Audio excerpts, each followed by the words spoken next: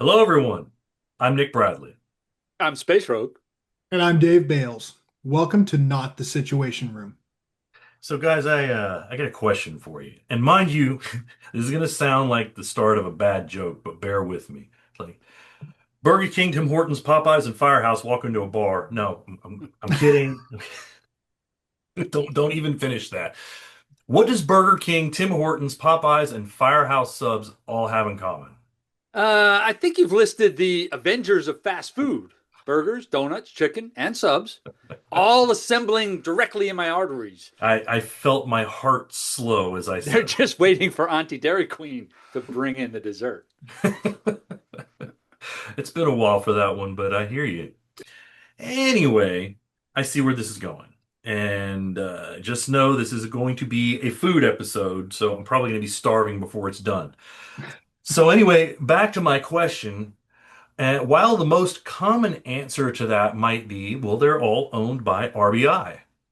The less common answer would be that a group of self-proclaimed ethical hackers would also describe them as having security, and I quote, solid as a paper whopper wrapper in the rain. That's pretty secure. Well, I am hungry, so I think what I'm going to do is just take a bite of this Whopper in its paper wrapper.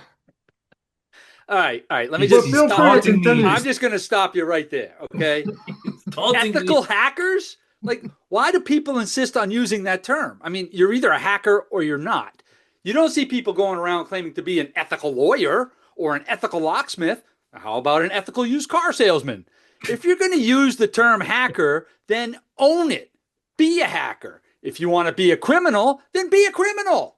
I mean, I don't see anyone going around calling themselves an ethical criminal. Like, hacking is not a crime. Give it time. Give it Whoa, time. whoa, whoa, space. Did someone steal your French fries today? You seem a Yeah, little on yeah, edge. he has them over there. He didn't give me any. Yeah, they're over here maybe. Yeah. I love it when Space gets worked up because I agree with him completely. But I'm just gonna let him cook. Oh, I'm just starting to get flame broiled.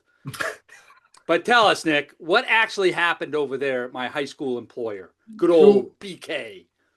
pump the brakes. Were you the fry guy? Ding, fries are done. Hey, Fry Guy is McDonald's, the wrong restaurant. Yeah. Someone doesn't watch Family Guy. Yeah, it's okay. I'm old. Some people out there will still get it. I think that's the second time the ding fries are done guy's been mentioned in these videos. Anyway, let's get back on topic. So, to answer your question, Space, it looks like two hackers poked around in the AWS infrastructure of RBI International. That's the parent company I mentioned earlier of those fast food restaurants. And they pretty much walked away with the keys to 30,000 restaurant locations worldwide. Wow. Yeah, according to a blog post by Bob the Hacker and That's Bob duh, the Bob, Shoplifter. duh, hacker. I'm sorry, Bob the Hacker and Bob the Shoplifter, who are no relation to Bob the Builder. They were able to gain access into RBI's AWS implementation and found a global store directory, which included store employees' personal information and an admin token that gave them admin access to all 30,000 locations. This included access to the drive-through system, which housed recordings of drive-through conversations with customers. From what I read, honestly, gaining access could barely be called a hack. I mean, that feels offensive to the word hack because the door was pretty much left wide open. Though some account creation gymnastics they went through with for a tool that should have been disabled, they did give themselves access that way, and then they were able to promote themselves to admin with what you were talking about just now. And we're even talking about an easily guessable admin password that was no better than the default password that you get off a device right off the shelf. I think it might have been the default password Yeah, off the shelf. I'm pretty sure it was. While I do not approve of their methods, I do have to say that the write-up by Bob the Hacker and Bob the Shoplifter, it was a thing of beauty, man. We need more write-ups like that.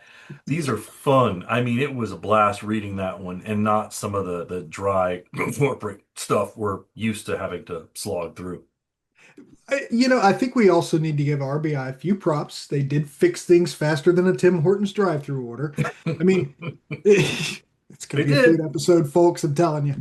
I mean, it should never have been this bad to begin with, but they did get it fixed up pretty quick. Wait a minute. Wait a minute. Wait a minute. I agree. The write up is as tasty as a Popeye's chicken sandwich. And RBI did respond faster than a trip to the bathroom after eating a Whopper. But did these guys find these vulnerabilities as part of an official sanctioned test? Or Mm-mm. are they just hot dogging it out there, Hmm. committing CFAA violations and then calling themselves ethical? Because when you go around breaking into other company systems without permission, that's going to take you right out of the drive through and right into jail. Ain't nothing ethical about that. Jail, directly to jail. I just that night I feel like space is just you'll keep using that word. It does I not do mean not what I think you think. know what it means. Yeah, there we go. So all of that, however, now explains why RBI's contractor Cybele issued a DMCA takedown request for their blog, and it alleges unauthorized use of the Burger King trademark, that the content promoted illegal activity, spreading false information, damaged the company's reputation. But however, the blog does still exist in the Internet Archives for now. Well, damaging the company's reputation is probably debatable. Mhm. And thank goodness for the archive, but this is not, in my opinion, a valid use of the DMCA. No, it was a little snaky the way they did it, in my opinion as well. But I think what happened was they just chose the path of least resistance or the easiest legal route they could get to have the blog taken down. And it worked because they took the blog down. But like I said, the blog still exists now in the Internet Archive. But the official version was pulled down because of that. Now, whether they did it to capitulate or because they just didn't feel like fighting, I don't know. We all know how corporate America works sometimes, and sometimes it's the path of least resistance, as I mentioned earlier.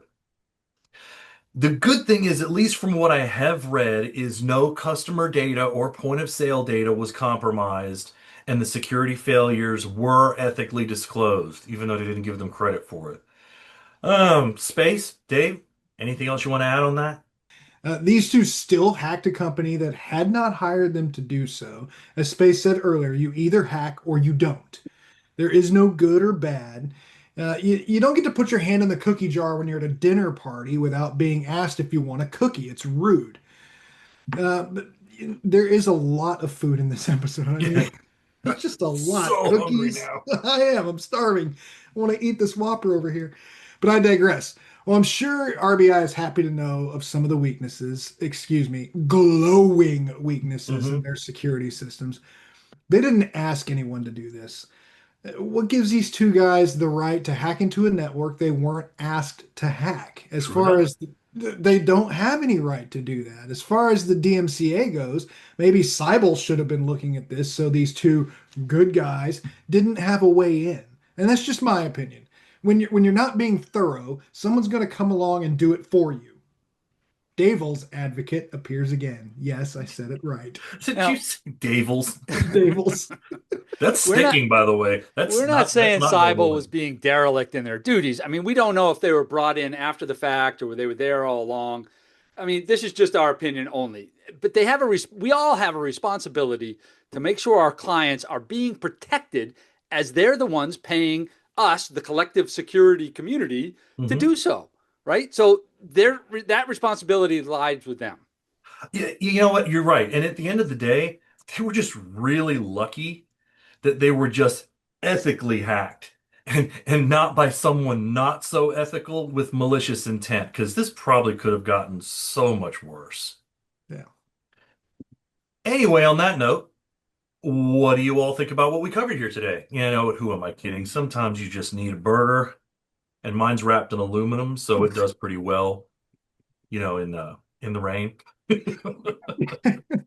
Well, I can't wait to see how Wendy's roast BK over this one on Twitter. They're really, really good at it. But do you agree? Do you disagree?